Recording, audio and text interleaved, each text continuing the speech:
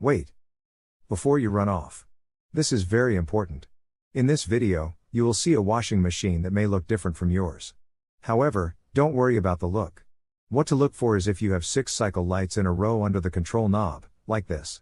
If you do, then this repair guide will work for you. In this video we will be discussing the most sold top load washer in the world, which is sold at Lowe's, Home Depot and other local stores. Let's get straight into it. Make sure to hit the like and subscribe button. Vertical modular washers, VMWs, are the cheapest and most sold washers worldwide. They are manufactured by Whirlpool and packaged with different brand names such as Maytag, Roper, Kenmore, Amana, Crosley and many more. VMWs have a secret diagnostic mode that can tell you what's wrong with them. This diagnostic mode makes anyone and everyone an instant washer repair pro. I will show you exactly what to do to get the washer to diagnose itself and tell you the issue. VMWs come in all different shapes, sizes, and brands. They have a life expectancy of 3 to 5 years. All new appliances are only lasting 3 to 5 years. VMWs are the new washing machine prototype. The old-style washer can no longer be bought new. You will find tons of these machines without agitators. They are fading out the agitator, which is the device in the middle that washes the clothes, because it takes up too much room. VMWs are considered disposable, and most repair companies will not work on them. However, they will still charge a service fee. The main parts of a VMW are the lid lock, water pump, suspension rods, shift actuator, and control board. 99% of repairs done on VMWs are on these 5 parts. Here are some of the main problems and related parts with VMWs. Won't drain, water pump, won't turn on, control board. No spin, shift actuator, won't open, lid lock, banging or shaking, suspension rods. In my expert opinion, VMWs are pieces of junk. Most have no agitator, are poorly made, and have an annoying lid lock. Their life expectancy has gone down to 3 to 5 years from 30 to 40 years. While their price continues to go up.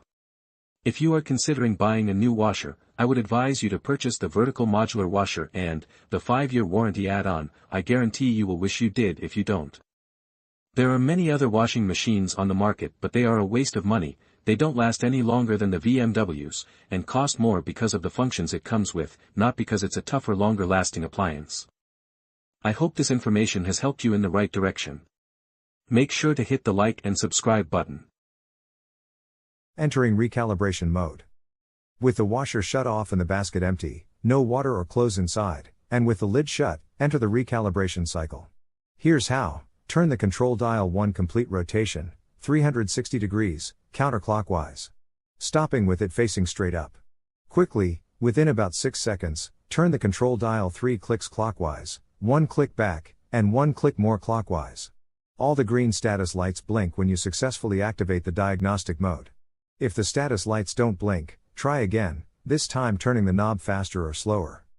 In the diagnostic mode, with all lights flashing, select the calibration cycle by turning the control dial 4 clicks clockwise or 4 clicks right.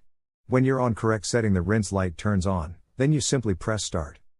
And then it begins the calibration cycle, which runs for 2 to 3 minutes as it checks all the cycles and functions on your machine. When the calibration cycle ends, if all goes well, the lid unlocks and the washer shuts off. Now try your washer to see if that solved your issues. If not, continue to the error code video. If after 20 tries or more, and your arm feels like it's gonna fall off from trying so much, then odds are you have a bad control board. If your washer starts the recalibration but doesn't finish it, you need to pull the error codes and find out why. More. No water or clothes inside, and with the lid shut, enter the recalibration cycle. Here's how. Turn the control dial 1 complete rotation, 360 degrees, counterclockwise. Stopping with it facing straight up. Quickly, within about 6 seconds, turn the control dial 3 clicks clockwise, 1 click back, and 1 click more clockwise. All the green status lights blink when you successfully activate the diagnostic mode. If the status lights don't blink, try again, this time turning the knob faster or slower. Now, we need to retrieve the codes. Follow these steps to display the error code lights. Step 2, turn the control dial 1 click clockwise, then, press the start button. Now you are reading the error codes. From here turn the control dial one click clockwise to display the first saved error code. Just the sensing light flashes if no error code was recorded. If this is happening to you but there is still an issue, then you will need to watch our other video. The control displays up to 4 error codes. Step 3. Read the error codes. Error codes for the VMW washers have 2 parts. The first is the letter F, followed by a number, and the second is the letter E, followed by a number as well. Which lights are illuminated indicate the numbers. The sensing light on indicates the letter F. The sensing light off indicates E. The wash light equals 8. Rinse equals 4. Spin equals 2. And cycle complete 1.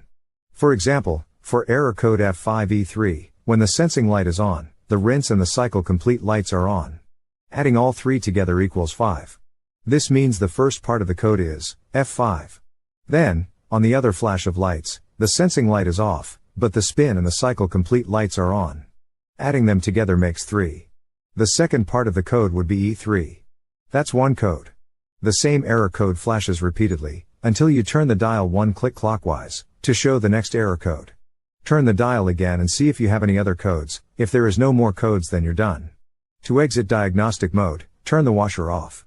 Now, you have your error code. Use these images in this video to look up your error codes. Look in your washer repair manual, or just Google top load washer error code and enter the code, and it should come up no problem. Now you know the problem and what's causing your washer to not work. Now it's time to find the parts needed fast and cheap. Watch our next video for the quick tutorial on how to do this.